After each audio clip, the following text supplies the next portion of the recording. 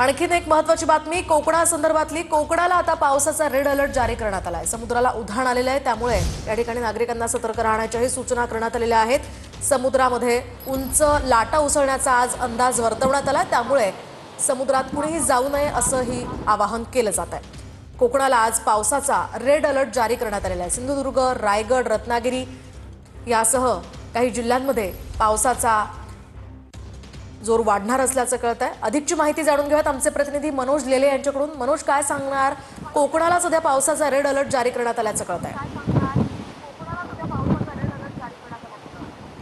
नक्कीच आज पावसाचा रेड अलर्ट आहे आणि अरबी समुद्रामध्ये या ठिकाणी कमी दाबाचा पट्टा निर्माण झालेला आहे आणि त्याचमुळे सध्या समुद्र किनाऱ्याला या ठिकाणी मोठं उधाण आलेलं पाहायला मिळते।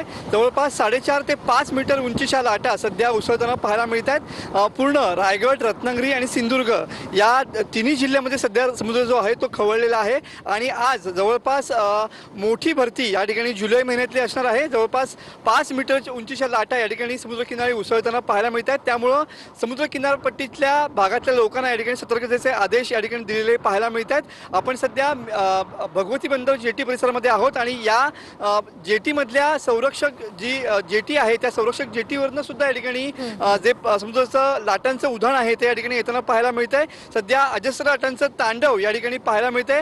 आज देखील या ठिकाणी सकाळपर्यंत अमावास्या होती, त्यामुळे अमावास्येचं हे मोठं उधाण आहे आणि जुलै महिन्यातील सर्वात मोठी भरती आहे आणि त्याचमुळे सध्या या उधाण आलेलं पाहायला मिळतं आहे।